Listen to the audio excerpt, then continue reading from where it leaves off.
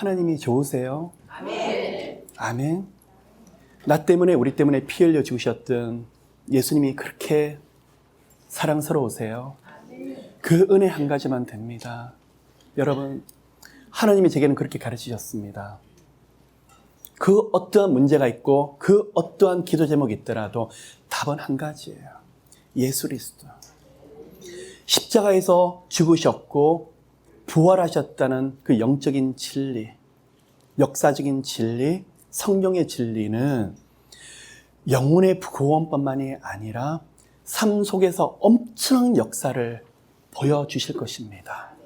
중요한 게 있습니다. 두 가지입니다. 첫 번째는 믿음입니다.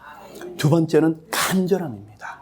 이 두 가지가 있으면 구약에서 신약에서 하셨던 그 놀라운 은혜, 사도행전에서 보여줬던 성령 하나님의 역사가 오늘날도 그대로 일어날 것을 믿습니다. 아멘. 그러한 축복들이 함께 하시기를 또 함께 기도합니다. 오늘 첫 번째 영적인 팁은요, 시편 34편에 이 말씀을 하십니다. 의인은 고난이 많으나 여호와께서 그 모든 고난에서 건지시는 도다. 아멘. 저는 앞에 말은 별로 아멘하고 싶지 않은데요, 의인은 고난이 많대요. 예, 이 부분에 대해서 좀 먼저 말씀을 나누도록 하겠습니다. 하나님이 때때로 아프게 하실 때가 있어요. 가지 않으셔도 되는 길을 가게 하셔서 고통과 고난을 받게 하실 때가 있어요. 그것을 통해서 우리는 배운 게 있습니다. 마음이 가난해져요. 여러분, 하나님 앞에서 겸손해야지, 하나님 앞에서 내 자신을 낮춰야지. 사람은 겸손의 의미를 모를 때가 있어요. 이 모든 것을 머리로는 잘 압니다. 하나님이 은혜로 주신다는 걸 너무나 잘 알고 있어요. 그런데 손에 들고 있을 때는 머리로만 알고 있을 뿐이에요. 그것이 손에서 나가게 됐을 때 때로는 건강이든 아니면 하나님 주셨던 재정이든 그때서 깨닫는 게 있어요. 맞아, 하나님이 주신 거구나. 그러면서 마음이 가난해지면서 주님 앞에 무릎 꿇게 됩니다. 여러분, 또 한 가지, 하나님 앞에 마음이 가난한 사람은 다른 영혼 앞에서도 마음이 가난해질 수밖에 없습니다. 옆에서 배가 고프다고 그러는데, 아니 왜 배가 고프세요? 먹을 거 사 드세요. 배고픈 것을 모르시는 분들은 그렇게밖에 말할 수밖에 없더라는 거죠. 몸이 아파요. 제가 유명한 닥터를 잘 아는데 소개해 드릴까요? 그렇게밖에 말을 할 수 없더라는 거예요. 그런데 이런 시간을 지나가신 분은 손을 콕 잡으면서 어떻게 해요? 내가 그 시간을 지나는데 어떻게 해요? 무슨 말일까요? 배고픔을 겪어보았기 때문에. 아프시다고요? 같이 기도할게요. 저도 아파봤는데 그 시간에 아무도 없더라고요. 병원에 갈 돈이 없었어요. 그 심정을 제가 잘 압니다. 같이 기도해 드릴게요. 이게 뭔지 아십니까? 의인이 고난이 많도록 하나님이 허용하셨던 이유 중에 한 가지입니다. 중보 기도자로 여러분이 모두가 세워지기를 원하시기 때문에요.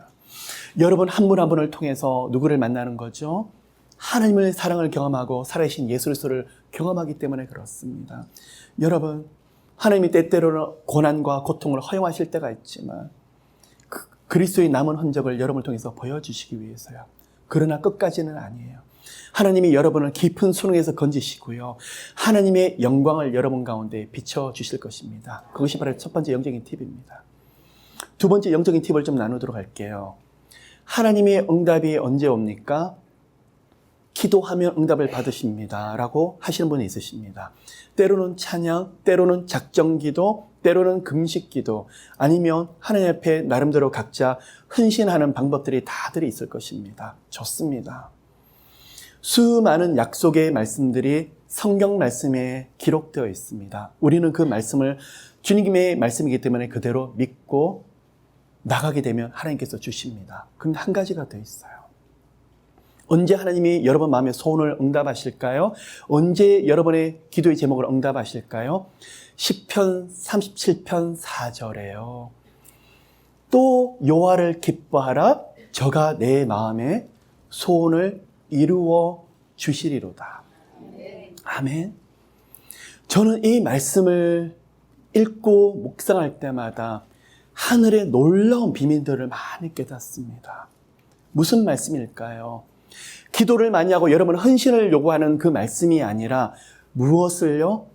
하나님을 기뻐하고 나를 위해서 피 흘려 죽으셨던 예수 그리스도를 즐겨하며 기뻐하는데 하늘에서는 무엇을요? 소원을 이루시고 응답을 주시겠다고 약속하고 계십니다. 제 말씀이 아니라 성경 말씀이에요. 여러분, 오늘 이 말씀에 이루어진 영적인 비밀이 두 번째 영적인 팁입니다. 여러분, 헌신을 하시고 봉사도 하실 때가 있고 헌금하실 때도 있고 선교여행을 가실 때도 있고 다 좋습니다. 그런데 그 마음 중심에 빠지면 안 되는 것들이 있어요. 무엇일까요? 요하를 기뻐하는 거예요.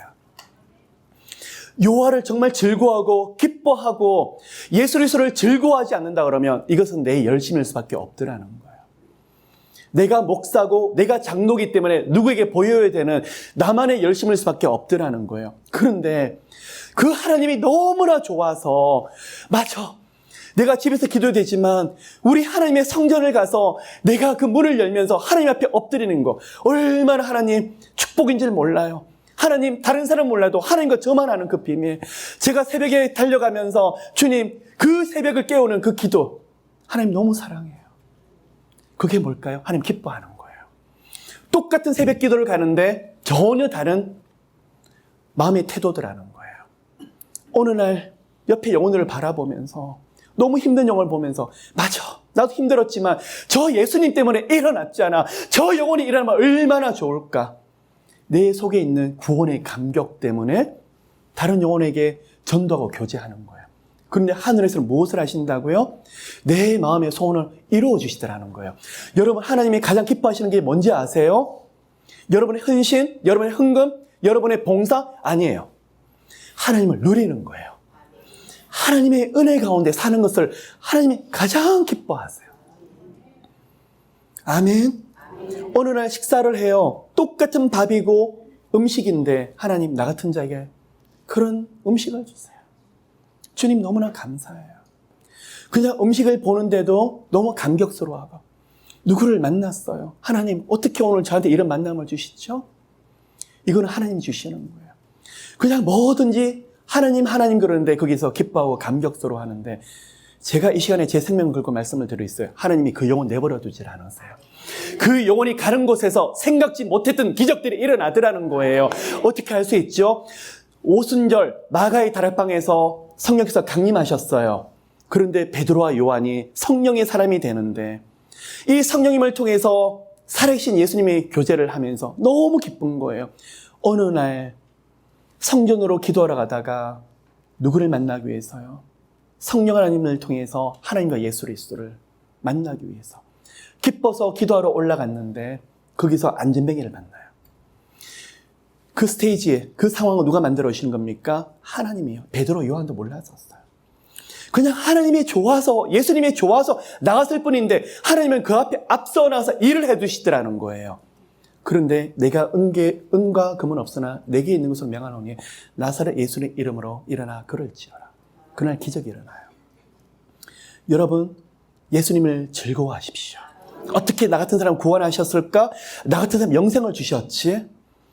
비록 지금 상황은 그렇고 어렵더라도 하나님 주신 은혜가 너무 감사해서 견딜 수 없다 그러면 하나님이 그 가정 결코 내버려 두질 않으세요. 그 가정에 기적이 수두룩하게 일어날 거예요.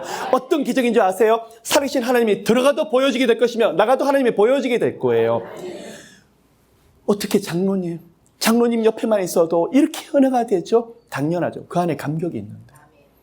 젊은 청년이 있어요. 그 감격만 있으며 나는 당신하고 같이 일하고 싶어.